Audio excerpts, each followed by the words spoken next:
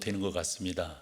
정부에서 교회의 모든 예배들을 온라인으로 하고 비대면으로 실시하라 이래서 여러분들과 영상으로 한 달여 이렇게 만나다가 다시금 조금 완화가 되어서 오늘 적게라도 여러분들을 이렇게 대면하면서 예배드리게 된 것 얼마나 기쁘고 감사한지, 정말 기다렸고 어서 좋게 이와 같은 대면 예배들이 완전하게 이루어져서, 예전에 교회당의 성도들이 꽉 차서 예배드리는 거 죄송하지만 그렇게 감사하지 못했던 것 같아요. 더더욱 이제는 성도들이 교회당 안에 꽉 차서 예배드리게 되는 것, 이것이 얼마나 감사한 일인지 저는 목사로서 다시 한번 깨닫게 되고 아마 여러분들도 인지하고 계시리라 생각을 합니다. 코로나19가 우리 사회 가운데 준 영향력이라고 하는 것은 아마도 여러 가지가 있겠지만 비대면 세계를 만들어냈다 하는 겁니다. 기독교는 관계 중심의 종교이죠. 그래서 우리는 하나님과 관계를 갖고 더 나아가서 우리는 서로 관계를 갖는데, 그와 같은 것이 이 코로나19로 인해서 온전히 이루어지지 못하고 있습니다. 비대면 세계는 우리에게 여러 가지 어려움들을 허락합니다. 그 어려움 가운데 그것을 우리는 관계의 단절, 그 단절이 주는 두려움, 이렇게 설명을 해볼 수가 있습니다. 어느 연구기관에서 사람들이 일반적으로 갖는 두려움이 어떤 것인가 연구를 했더니 관계가 단절되었을 때의 두려움이 가장 큰 두려움이다 라고 하는 표현을 했더라고요. 사실 아담과 하와가 에덴에서 살 때 죄가 가져다 준 첫 번째 환경이 뭐였습니까? 하나님과의 관계가 단절되어서 숨는 것 아니었습니까? 이 관계의 단절이라고 하는 것은 우리에게 두려움을, 우리에게 염려를, 우리 가운데 어려움을 가져다 준다는 말씀이죠. 그래서 오늘 우리가 읽은 성경을 보면 이 관계의 단절을 한마디로 함정이라고 설명을 했습니다. 사람을 두려워하면, 즉 관계가 단절이 되면 올무에 걸리게 되거니와 여호와를 의지하는 자는 안전하게 될 것이다. 이런 삶의 형편을 저 또한 왜 모르겠습니까? 여러분들이 이 세상을 살아가면서 어떠한 형편에 처해 있는지 너무도 잘 아는 목사이기에 작금의 현실 앞에 설교의 주제로 삼아서 여러분과 위로와 격려를 나눌 수 있는 것이 뭘까? 오늘 그 세 번째 시간으로 코로나19가 우리에게 가져다 준 이 단절의 두려움을 어떻게 이겨낼 수가 있겠는가? 이 방편들을 성경적으로 해석을 하며 여러분들에게 위로와 격려를 드리기를 소망합니다. 칸트와 아리스토텔레스의 주장을 인용하지 않더라도 우리 모두는 다 관계적으로 살아가게 된다라는 것을 인지하고 계실 겁니다. 특별히 기독교가 갖는 특징은 관계의 종교다라고 말씀드리고 있으니까요. 그런데 우리가 이렇게 살다 보니까 관계가 단절되는 이런 시대 속에 우리가 살지 않으면 안 되게 되어 있습니다. 너무 아쉽죠. 안타깝죠. 아까 영상에서 그 조그만 아이가 하는 말이 마음에 와 닿습니다. 마스크를 써야 되고 예배에 제대로 참여할 수 없다고 하는 사실. 관계가 단절되면 우리는 그 가운데서 어려움을 느끼게 됩니다. 이 세상을 혼자 살 수 있는 것은 아니니까 말이죠. 심리학적으로도 이 관계 단절이라고 하는 것이 거절감의 상처다, 이런 표현을 썼더라고요. 그러니까 우리가 누구에겐가 같이 이렇게 할 수 없고 만날 수 없고 또 관계를 가질 수 없다고 하는 것은 우리 가운데 두려움을 만들어낸다 하는 것이죠. 세상이 일반적으로 이와 같은 문화를 이야기할 때 얼마 전에 이슈가 된 내용이기도 하지만은 왕따 문화다, 이런 표현들을 쓰곤 했습니다. 안타까운 것은 교회 안에도 왕따 문화가 존재하고 있다라고 하는 사실이죠. 예수 그리스도를 옳게 믿으면 그분께서 이 왕따 당하는 것을 해결해 주십니다. 그 대표적인 사람을 꼽으라고 한다면 삭개오입니다. 삭개오의 직업은 세리라는 걸 여러분들이 다 아실 거고요. 그 직업으로 말미암아 사람들로부터 따돌림을 당했습니다. 같이 관계를 하기가 곤란했었어요. 예수님에 대한 궁금증이 많아서 예수님을 만나고 싶었지만 원체 사람들이 자기를 그렇게 생각하고 있었기에 나무에 올라갈 수밖에 없었습니다. 키가 작아서 나무에 올라갔다. 우리는 그렇게 어려서부터 배웠지만 키가 작아서 나무에 올라갔다라기보다도 사람들과의 관계의 단절이 그로 하여금 나무에 올라가게 했던 거죠.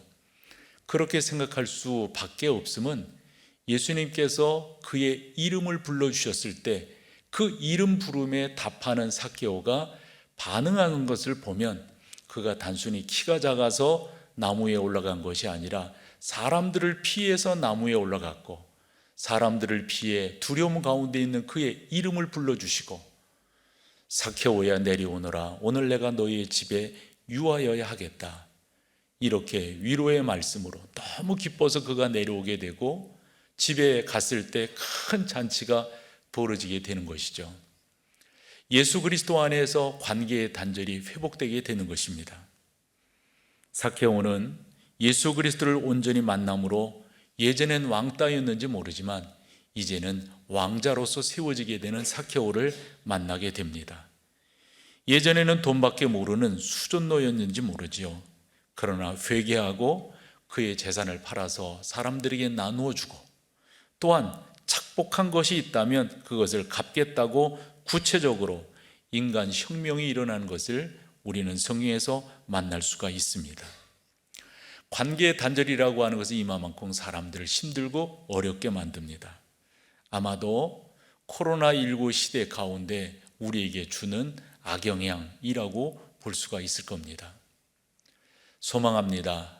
아까 영상에서 우리 어린아이도 청년도 장년도 온전한 예배가 이루어지기를 소망했듯 우리 가운데도 코로나19 우리의 단절된 세상은 물러가고 하나님과의 관계, 사랑하는 성도들과의 관계가 온전히 이루어져서 오직 여호와 하나님만을 예배하고 찬양하는 그러한 귀한 때가 오기를 소망합니다.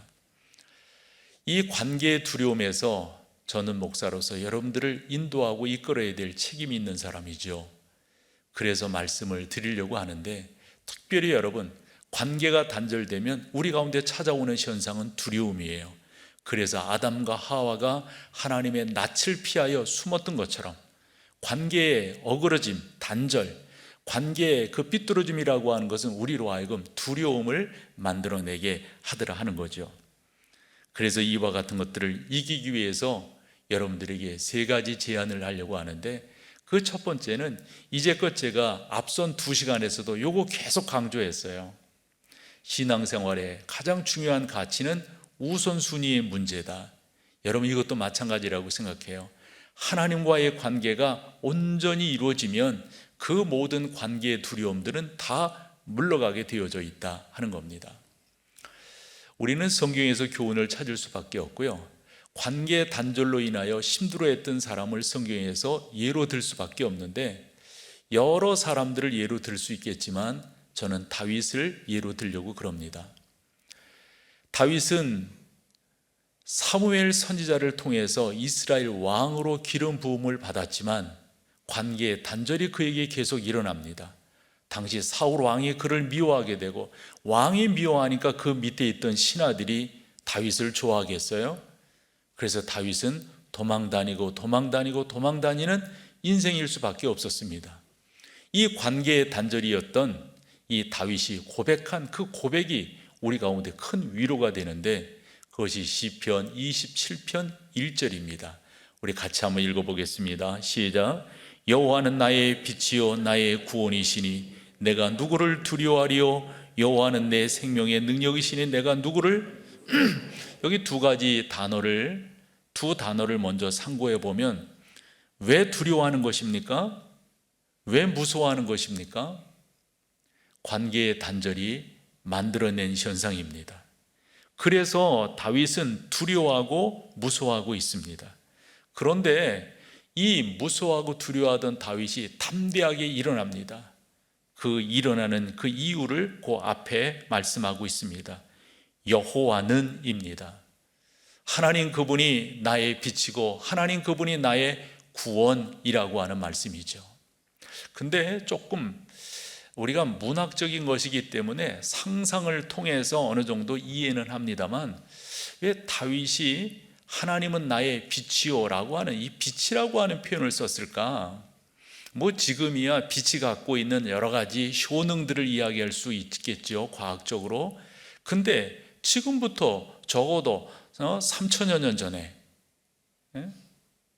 아니 그 당시에 빛에 대한 이해가 어느 정도였을까요? 왜 다윗은 여호와는 나의 빛이요 나의 구원이시다 이렇게 표현했을까요? 여기 구원이시다라고 하는 표현은 그 하나님이 나를 지키시는 분이시다, 그 하나님이 나의 보호자시다, 이렇게 이해는 할 수가 있어요. 그런데 그 앞에 여호와는 나의 빛이시요, 그랬을 때 다윗이 하나님은 나의 빛이시요 라고 하는 이 단어를 어떤 환경에서 묵상해서 이것을 그의 은혜의 하나의 토대로 삼았을까 싶어보면, 그가 사울왕에게 쫓기고 여러 상황적 어려움에 있을 때 여러분 아시다시피 어디에 숨게 됩니까? 아둘람 굴이래, 거기에 숨게 됩니다. 굴이 우리에게 주는 정서적 의미가 있잖아요. 굴은 어떻습니까? 예를 들어서 여러분들이 굴 안에 들어가셨을 때 그 뭐라 그럴까요? 안전함을 느껴요? 그 굴 안에서 평안함을 느낍니까? 굴 안에서? 저는 그렇지 않다고 생각해요. 굴 안은 침침합니다.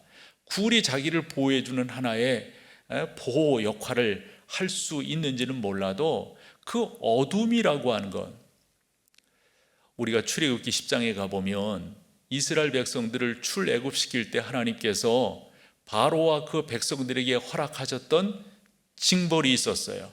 그 징벌 중에 하나가 여러분 어두움의 징벌 아닙니까? 그래서 출애굽기 10장에 가보면 3일 3야를 흑암이 그 세상을 지배하게 되는데, 그냥 당시 흑암은 그저 어두움 그 자체가 아니라 악한 영의 세력이 그들을 지배하는 것을 의미하고 있습니다. 빛이 없는 세상, 두려움이죠. 다윗은 그 굴 속에서 사울왕에게 쫓기고 여러 사람들로부터 비토당함으로 이 굴 속에 숨을 수밖에 없는 자기의 처지에 대해서 그 상황 속에서 고백하는 거예요. 여호와가, 하나님께서, 나의 주님이 나의 빛이 되신다, 나의 안전한 구원자가 되신다, 이 고백을 하고 있는 것입니다. 특별히 다윗의 시편이 참 많은데요, 그 중에 아둘람 굴에서 기록한 시편을 우리가 57편과 142편 이렇게 증거로 드는데, 특별히 142편 같은 경우는 1절에서 7절까지 기록이 되어져 있어요. 그것을 함축해 보면 이런 의미입니다. 내가 두렵고 혼란스러울 때 하나님께서 내 길이 되셨다고, 내가 두려워 이곳에 숨어 있을 때 하나님이 나의 빛이 되셨다고, 굴 안에서 그 어둠 침침한 그런 데서 느끼는 그런 두려움들이 있잖아요. 그때 하나님께서 이 모든 것에 안정감이 되셨다라는 고백을 하고 있습니다. 저는 여러분 가운데도 상황과 환경이 주는 두려움이 있을 수가 있고요, 미래에 대한 두려움이 있을 수가 있어요. 이 두려움을 이겨낼 수 있는 길이 있다면 여호와 하나님을 앞세우는 겁니다. 그 하나님이 내 인생의 주권자가 되도록, 그 하나님이 내 삶의 가장 우선이 되도록 여러분들이 인정하며 고백하며 사시는 것, 이것만큼 중요한 것이 없다라고 저는 믿습니다. 우리가 이제 군대 생활을, 요즘 온통 뉴스가 군대에 대한 이야기니까 그 군대 생활을 이렇게 하다 보면 철제 근무를 하게 되잖아요. 철제 근무를 이렇게 하다 보면 밤에 무슨 이상한 징후가 생기면 제일 먼저 어떤 현상이, 어떠한 그 반응이 나타납니까? 조명이 들어옵니다. 불이 쫙 들어옵니다. 그리고 그것을 확인이 안 되면은 밑에서 조명탄을 쏘아서 좀 더 환하게 밝힙니다. 이 빛이라고 하는 것은 위험이 있을 때 가장 먼저 등장하게 되는 역할이다라고 하는 거죠. 이 빛은 그런 면에서 우리에게 남다른 의미를 주는데, 그것을 다윗은 특별히 여호와는 나의 빛이요 나의 구원이시라고, 그는 하나님만이 나의 방패요 구원의 뿌리요 나의 산성이시요 나를 지키시는 이시라고 시편 18편 2절에 고백하고 있는 것을 보게 됩니다. 사랑하는 여러분, 여러분들이 두려움이 몰려올 때 가장 먼저 하셔야 될 것이 있다면 그 하나님을 인정하며 나가는 거예요. 그 하나님을 앞세우는 거예요. 개인적인 이야기를 조금 해본다면 여러 번 말씀을 드린 내용이기도 한데요, 저도 왜 두려움이 없었겠어요? 이런저런 어려움들이 있었죠. 제가 부교육자로 있을 때 그 목사님 늘상 그 말씀 암송하던 거 제가 기억나고, 그래서 여러분들에게도 소개를 했었잖아요. 나의 힘이 되신 여호와여, 내가 주를 사랑하나이다. 그 하나님이 나의 힘이 되신다고 하는 사실, 이렇게 되니까 두려움이 물러가는 거예요. 쫓겨가는 거예요. 빛이 있으면 어둠이 물러가듯 우리의 두려움은 여호와 하나님이 함께 하신다고 하는 사실로 말미암아 멀리 멀리 떠나가고 물러가게 되어져 있는 것이죠. 저는 여러분들과 함께 그처럼 주의 은혜를 고백하고 싶어요. 신학생 때 이렇게 저렇게 나의 장래에 대한 나름대로 생각이 많을 때 그 생각은 두려움을 이렇게 만들어내는 그런 때였어요. 그때 하나님이 말씀해 주신 것을 지금도 기억합니다. 내가 어디로 가든지 너를 당할 자 없도록 내가 해주마. 염려하지 말아라. 두려워하지 말아라. 모세와 함께 있던 것 같이 내가 너와 함께 있을 것이다.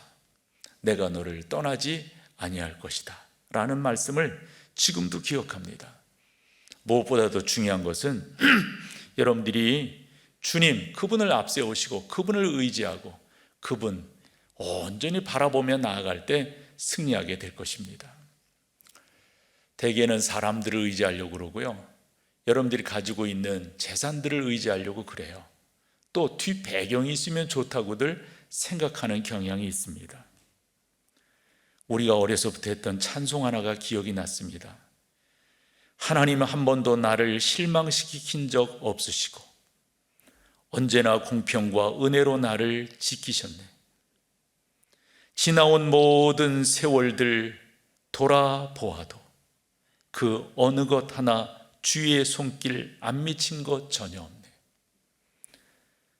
오 신실하신 주, 오 신실하신 주, 내 너를 떠나지 않으리라. 내 너를 버리지도 않으리라. 약속하셨던 주님, 그 약속을 지키사 이후로도 영원토록 나를 지키시리라 확신하네. 이 찬송 참 많이 해서 드렸어요. 아마 기억하시는 분들이 많으시리라 생각합니다. 내 삶에 여호와 하나님을 가장 우선적으로 생각하고 그 하나님이 나의 보호자라고 하는 분명한 이 믿음을 갖고 갈 때 여러분 승리하게 될 줄로 믿습니다. 바울은 믿음의 아들 디모데에게 이렇게 말을 했어요. 너는 진리의 말씀을 옳게 분별하며 부끄러울 것이 없는 일꾼으로 인정된 자로 자신을 하나님 앞에 드리기를 힘쓰라. 여러분들이 하나님 앞에 여러분 자신들을 드리고 그 하나님이 내 인생의 주권자라고 하는 분명한 믿음을 갖고 나아갈 때 저는 믿어요. 두려움은 멀리 멀리 떠나게 될 줄로 믿습니다. 두 번째로 두려움을 이겨낼 수 있는 또 하나의 방법은 사람들의 말에 휘둘리지 않는 거예요. 사람들의 평가에 내 자신을 내어놓지 않는 것입니다. 요즘 상황 속에서 이런 표현들이 자주 등장하던데요. 일희일비하지 말고 좌고우면하지 말고 이런 표현들 많이 하잖아요. 제 식으로 표현한다면 다른 거 없어요. 신앙생활이라고 하는 것은 주님 향해서 이 말 듣고 저 말 듣고 여기 기웃 힘들어서 못 살아요. 그냥 주님 바라보고 뚜벅뚜벅 걸어가는 거예요. 사실 이 목사라는 자리도 얼마나 사람의 입이 많이 타는 자리입니까? 이 사람은 이렇게 말하고 저 사람은 저렇게 말하고 목회가 힘들다고 하는 게 어찌 보면 그런 것일 수도 있어요. 그리고 목회라고 하는 것은 이 바람이 많은 곳이 되나가지고 이런저런 사람들의 이야기들이 오고 갈 때가 많습니다. 그러면 곤란해서 힘들어서 어려워서 목회하기 힘들어요. 그러지 않고 뚜벅뚜벅 가는 거예요. 나는 나의 길을 가리라. 주님이 나의 인도자가 되시고 주님이 나의 주권자가 되시고 나는 그분을 영화롭게 하기 위해서 이 땅에 존재한다. 늘상 그런 생각을 하면서 이제까지 왔지만 코로나19로 인해서 한 번도 제 안에 있는 것이 자명하고 분명해진 것이 있다면 나는 이 땅에 왜 존재하는가 이거였어요. 나는 이 땅에 왜 존재하는가? 간단하더라고요. 여호와 하나님을 영화롭게 하기 위해서 저는 존재합니다. 그럼 영화롭게 하는 방법이 뭐가 있을까요? 그 하나님을 예배하는 것입니다. 나는 예배자로서 하나님을 영화롭게 하겠다. 이런저런 뒷말들이 왜 없을까요? 거기에 귀 기울이고 솔깃하고 힘들어서 못 살아요. 저는 여러분들도 그러시기를 바라요. 우리가 그와 같은 사람들의 평가를 완전히 무시할 수는 없겠지만 이 수치를 낮추면 낮출수록 사람들의 말에 나는 휘둘리지 아니하고 여호와 하나님만을 바라보며 나아갈 것이다. 이렇게 여러분들에게 강조하는 데는 성경적 이유가 있습니다. 이사야가 이사야서를 쓰면서 그렇게 표현을 했어요. 이사야서 51장 12절입니다. 같이 한번 읽어보시죠. 같이 하겠습니다. 시작. 이르시되 너희를 위로하는 자는 나 곧 나인. 여기까지 먼저 봐봐요. 너희를 위로하는 자가 누가 있느냐? 다른 데 있느냐? 환경이냐? 사람이냐? 권력이냐? 아니라는 거예요. 나 곧 나다. 그래서 우리가 이런 반복되는 것이 강조라는 것 우리가 알잖아요. 바로 그 하나님이에요. 그 하나님이라는 사실이에요. 그러면서 뭐라고 말씀하시냐면 그 다음에 읽어보세요. 너는 어떠한 자이기에 죽을 사람을 두려워하며 풀같이 될 사람의 아들을 왜 사람들을 두려워하느냐? 왜 사람들을 의식하느냐?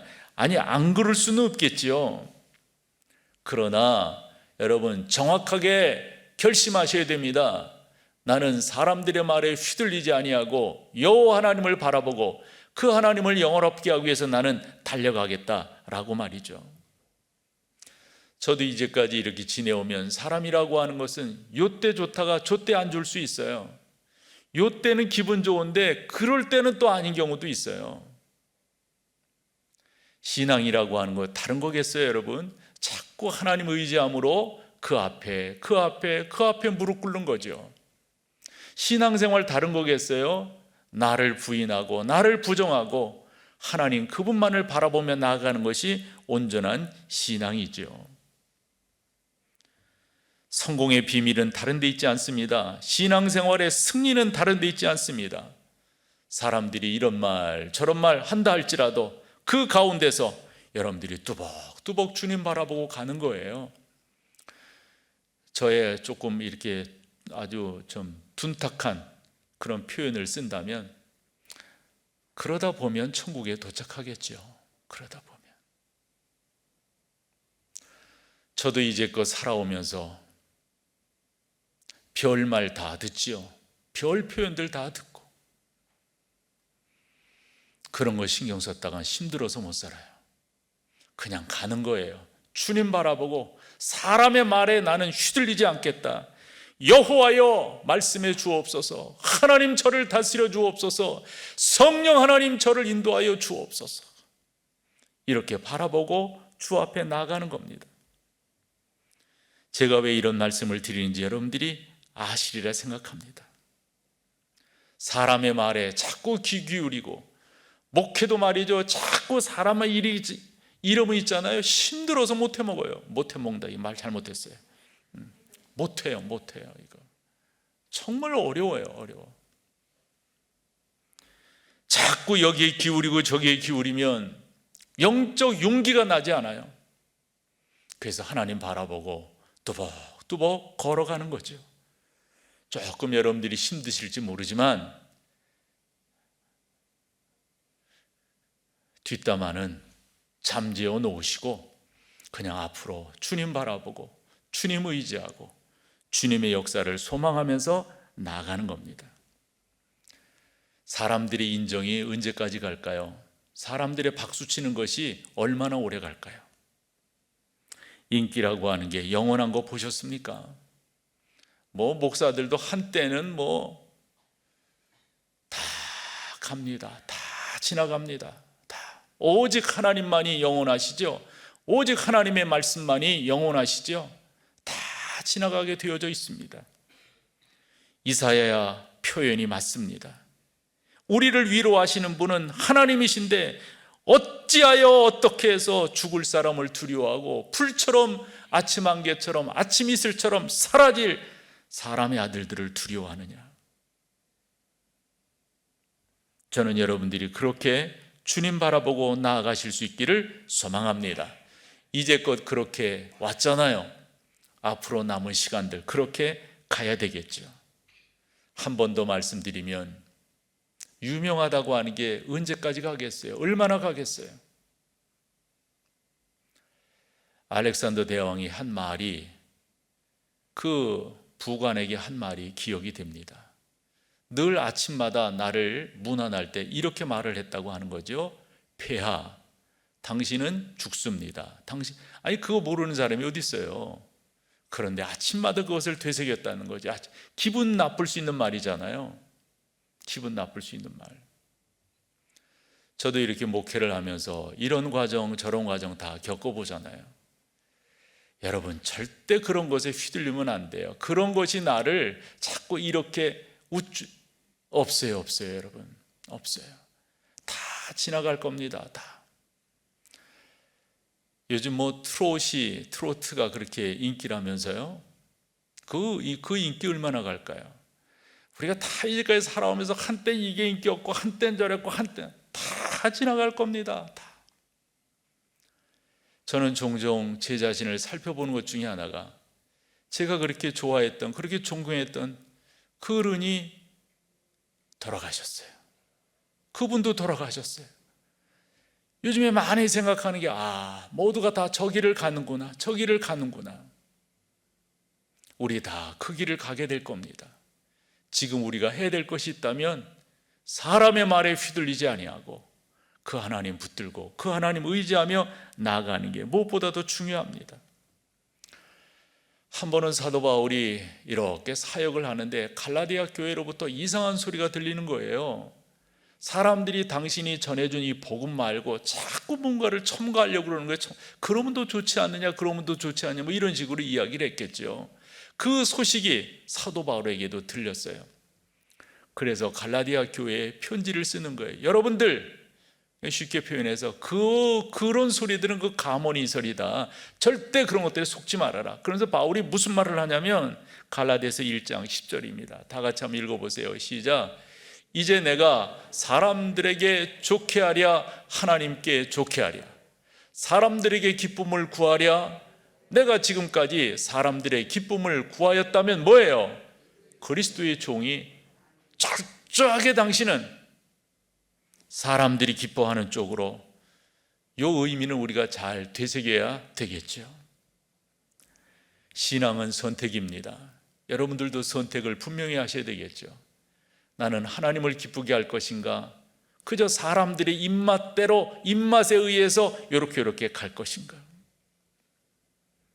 철저하다고 생각합니다. 사람을 기쁘게 하지 말고 하나님을 기쁘시게 하는. 그렇다고 여러분들이 그렇게 하면 있잖아요, 여러분 주변이 행복해지는 거예요.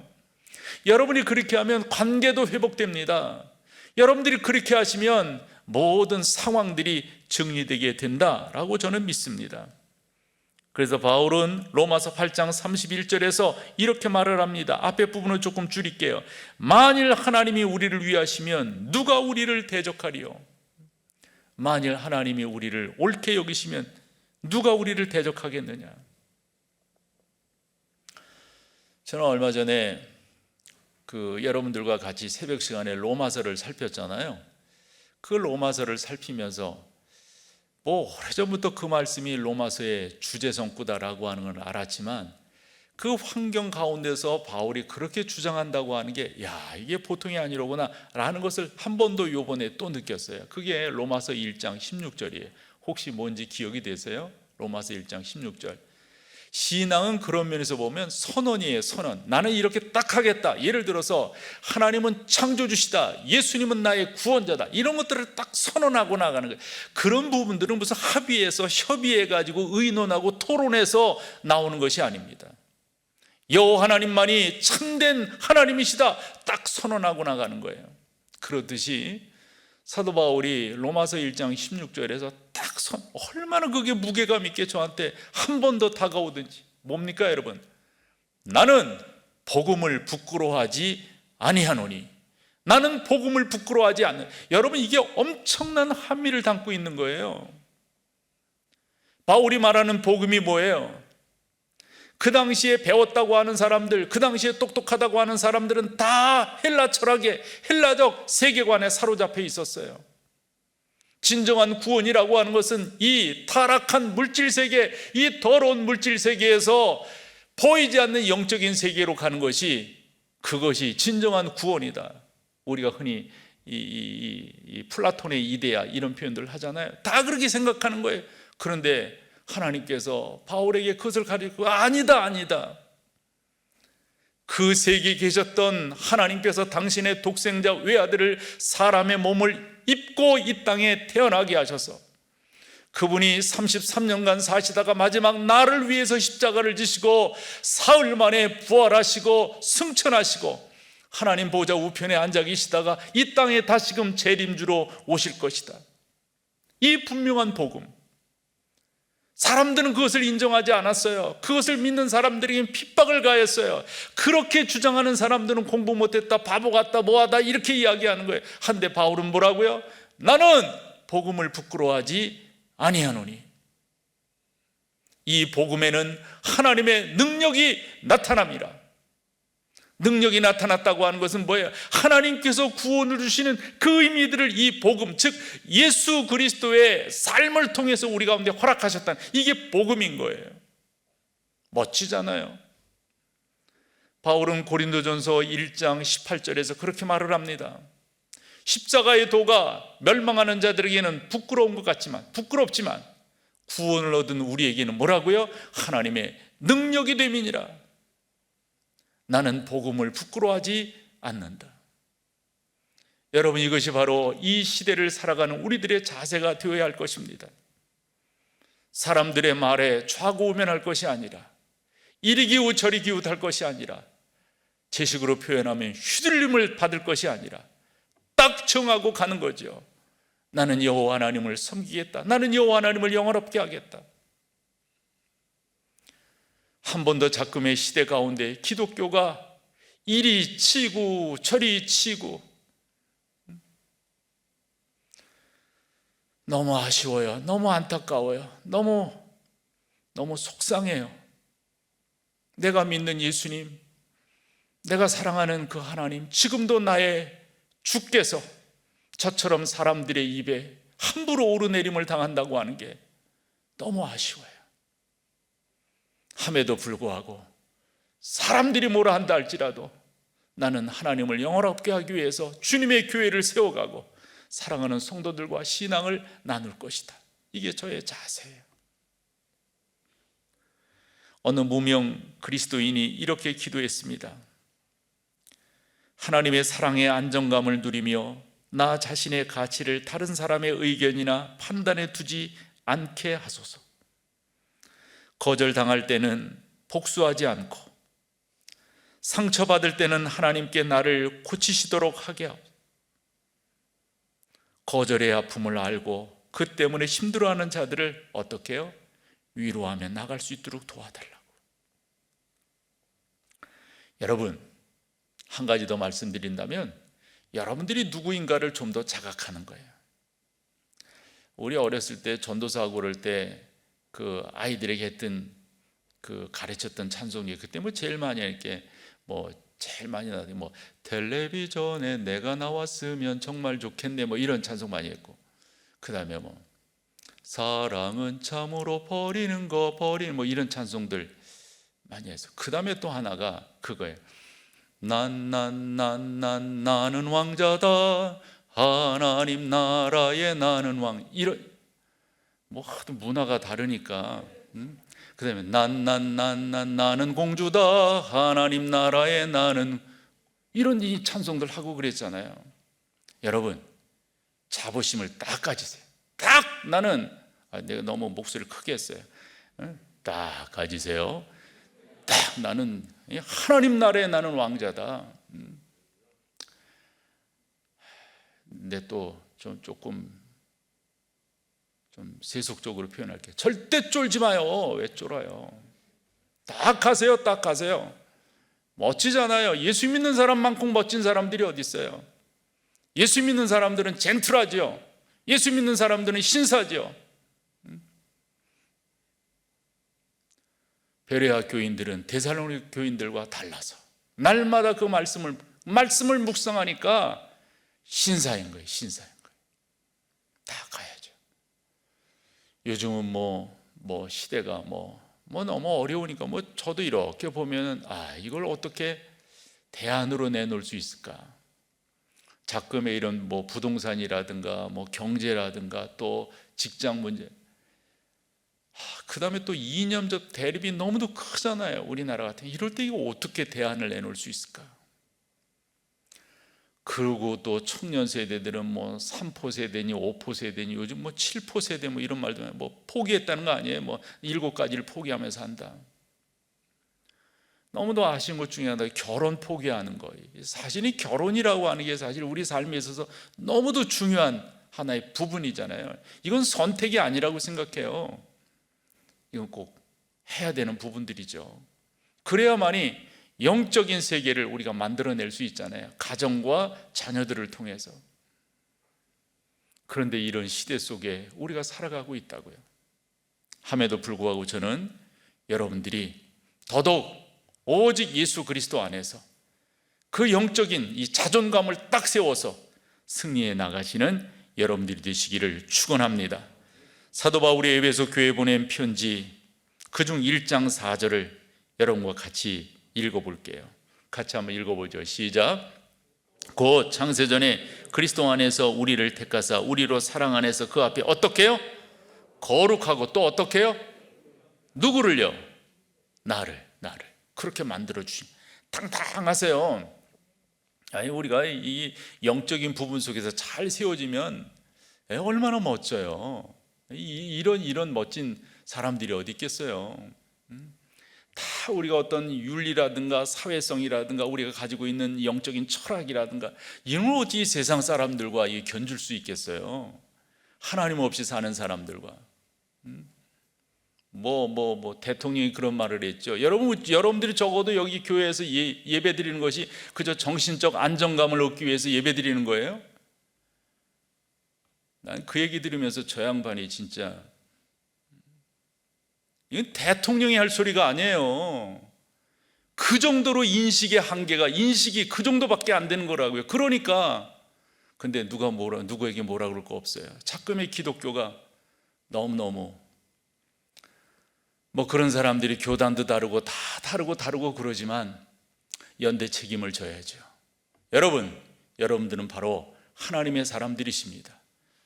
두려움이 여러분들 가운데 몰려올 때 물리치셔야 돼요. 특별히 이 단절의 세상에서 물리치셔야 돼요. 그러기 위해서 여러분들은 하나님 그분을 제일 우선적으로 세워서 나가시고 다른 무엇보다도 사람들의 말에 휘둘리시지 말고 여러분들이 하나님 앞에서 누구인가 좀 더 영적 각성을 갖고 주 앞에 딱 나가서 승리하시는 여러분 모두가 다 되시기를 축원합니다. 자리에 일어나십시오. 우리 가정에서 예배하시는 분들도 자리에 일어나십시오. 그래서 마지막 찬양으로 주 앞에 나가겠습니다.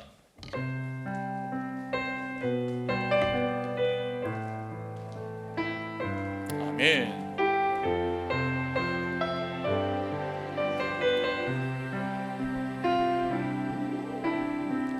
힘들고 지쳐 낭망하고 넘어져 일어날 리 전혀 없을 때에 조용히 다가와 손잡아 주시며 나에게 말씀하시네.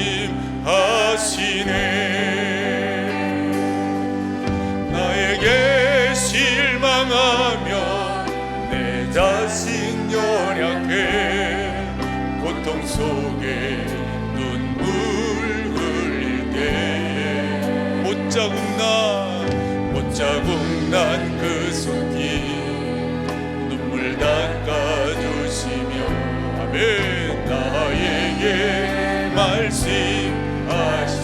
뭐라고 말씀하십니까? 너는 내